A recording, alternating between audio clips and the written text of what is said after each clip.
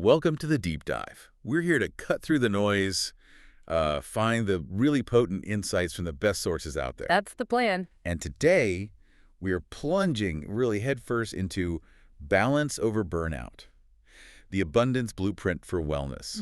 We've been spending time with a really powerful Wellness Wednesdays episode. It's from the Abundance Blueprint podcast, hosted by Naomi Sadiq. Quite insightful. She has a great perspective. So our mission today basically is to arm you with the core strategies. How do you get genuine balance? How does wellness actually, fuel wealth? Right. And crucially, how do you proactively build a life that avoids burnout? Instead of just reacting to it when it hits. Exactly. Because like Naomi says, you don't chase abundance, you blueprint it. Yeah. That's the mindset we're looking at. It's a strategic way of thinking. It really is. And a nice personal touch here, the podcast's Women in Wealth campaign for August and September. It was inspired by Naomi's mother, Shirley Ann James. Oh, wow. Yeah, from Crestview, Florida. It speaks volumes about legacy, doesn't it? It really does. And that brings us to why this is so relevant now. I mean, look around. We live in this world that just celebrates the hustle, the outward signs of success, nonstop. Relentlessly, yeah. And so many people, maybe even folks listening, find themselves pushed right to the edge. Or maybe they're already deep in burnout. Even when it looks like they've got everything. Exactly, despite ticking all the boxes. And what's great about this source, this blueprint, is it's not just some superficial fix. Right, not just take a bubble bath. No. It's practical, it's strategic, it's about building like a foundational well-being. Something that actually supports long-term success. And as we'll get into, real financial prosperity too. It's about building a life you can actually sustain and enjoy, not just survive. Okay, so let's unpack this. Naomi Sadiq uses Tanya's story to really bring this home. Yeah, Tanya's story is powerful. So Tanya, on the outside, absolutely killing it. That's the phrase used. Looks perfect. Runs her own tax prep business, super successful, always looks put together, clients lining up. Right. Even finds time to help her dad, who's a veteran, manage his benefits. Just the picture of capability. The epitome of having it all together. Seems like it anyway. But the reality, well, that was very different. Hidden. Tanya was, quote, running on fumes. Wow. Her main task each day, the podcast says, was just to keep the mask on, smile, deliver, pretend she was good. Oh, that's heavy. Just pretending. And when stress piled up, what did she do? Did she pause? Nope. Let me guess, she pushed harder. Exactly.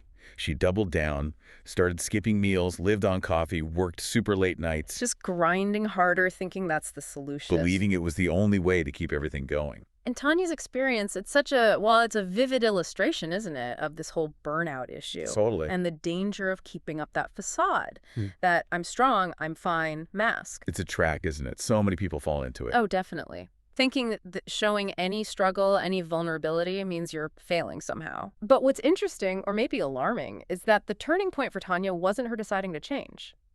No, her body just gave out. Her body literally said enough. It showed up as a full-blown panic attack. Right in the middle of a client meeting. Can you imagine? Oh my goodness, that must have been terrifying, but also maybe necessary. Well, that's what the blueprint suggests. That breakdown forced her breakthrough. Forced her to face it. She finally asked for help, handed off her bookkeeping, slowed down her schedule, actually made changes. And through that, she learned something vital. Naomi really emphasizes this point. Yeah. Strong doesn't mean silent. Strong means steady. Ooh, I like that. Steady, not just quiet endurance. Exactly. So, thinking about Tanya, what stands out to you when you hear that? Honestly, how relatable it is. How many people are probably nodding along right now? Seeing themselves in that story. Yeah. And it makes you wonder, doesn't it? How often do we mistake that silence, that quiet struggle, for strength? All the time. Until we find ourselves completely empty, just like Tanya was. That quiet suffering. It's so deceptive. It really makes you think about the pressure we put on ourselves. That internal pressure to look good, yeah. It just makes the whole problem worse. But what I really appreciate about this source is how quickly it moves from the problem to, like, actual strategies, things you can do. Right, it doesn't just leave you with the problem description. Yeah. No. Naomi Sadiq shifts gears. She introduces this really cool concept for her Wellness Wednesdays. She calls it the color of the day. Color of the day. Okay, tell me more. So for the day this episode originally aired, the color was yellow. And she talks about the energy of yellow. Yellow energy, what does that entail? She describes it as that clear the fog energy. It's about confidence, clarity, like Like sunshine. exactly, like the sun cuts through a cloudy morning. You can picture that feeling, right? A new perspective, light breaking through. A sense of hope, almost. Yeah. And it's about cultivating that mental state so you can be proactive about wellness, not just constantly putting out fires. Approaching challenges from calm strength, not panic. Precisely. Not ignoring problems, but facing them with clarity. And this yellow energy, it's not just like a nice idea, is it? It connects to actual actions. Totally. Concrete steps for your mind and body. Naomi gives this specific breathwork technique. Super simple, but really powerful. Okay, I'm listening, always looking for good breathwork tips. Right. So it's inhale through your nose, count of 4, hold it, count of 4, then exhale slowly through your mouth, count of 6. In for 4, hold 4, out for 6. Okay. Longer exhale. Yeah. That rhythm, it engages your body's calming response. I've actually used something similar just before, a big meeting or something stressful. Helps reset. It really does. Yeah. And the why behind it is key. Naomi explains, it basically tells your nervous system, hey, I'm safe, I'm steady, no danger here. Calming that fight or flight response. Exactly. And if you connect that to the bigger picture, well, you get to this core idea. You can't build legacy from a place of panic. That makes so much sense. When you're panicked or stressed, your thinking just isn't clear, is it? Not at all. Planning, innovation, strategy, it all goes out the window. Yeah. And this blueprint, it reminds us, wealth is pointless if your body and mind can't carry it. Balance isn't just nice to have. It's not a soft option. No, it's a strategy. A strategy for sustainability, so you can actually enjoy the abundance, not just accumulate stress alongside it. It really shows how linked everything is. Your well-being, your finances, Yeah. they aren't separate buckets. And Naomi Sadiq really drives that home. She weaves them together expertly, even bringing up financial concepts like the Rule of 72. Ah, the Rule of 72. Classic. Yeah, for anyone who doesn't know, Naomi calls it sacred knowledge. Basically, it's how you figure out how fast your money doubles. It's a neat mental shortcut for compound interest. Right. You divide 72 by your annual rate of return, and that tells you roughly how many years it takes for your investment to double. So like an 8% return means your money doubles in about 9 years. 72 divided by 8. Exactly. Simple but powerful. And Naomi's point is clear. Understand this. Apply it. You become unstoppable financially. Ignore it. You just keep chasing. It highlights the power of patience and compounding. Massively. Yeah. Especially when you pair it with that mental clarity we were just talking about. And that's the crucial link, isn't it? Your mental state, your physical state, that yellow energy, that calm from the breath work, it directly impacts your ability to even use something like the Rule of 72 effectively. How so? Well, think about it. When you're burnt out, stressed, Yeah. are you making good long-term financial decisions? Probably not. More likely to be impulsive, maybe. Or just too tired to think strategically. Exactly. Your cognitive function is literally impaired. Burnout isn't just feeling tired. It actively undermines your capacity to build wealth intelligently. You can't make those patient, calculated moves the Rule of 72 requires if your brain is fried. It's a direct connection. Wow. Mm-hmm. And Naomi grounds this in the real world, too, connecting it to community and legacy. Oh, right. She gives some shout-outs. Yeah, she mentions things like the unique umbrella effect and Kathy Hare's Veterans Ball that's happening November 15th at Ruth Eggert Hall. Okay.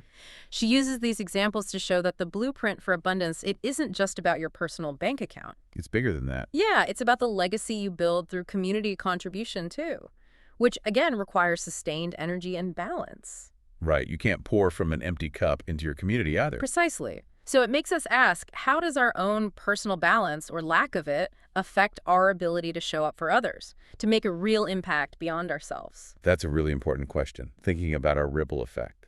It's a holistic view of what abundance really means. And that leads us right back to the core message, the call to action from the Abundance Blueprint.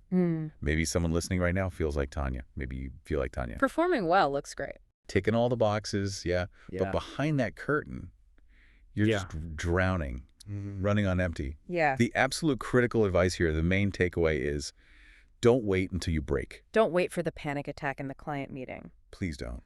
And Naomi makes it clear, seeking help doesn't have to be this huge, overwhelming thing. It can start small. Really small, a micro task, a review of where you're at, even just starting a conversation. Taking that first step. Yeah.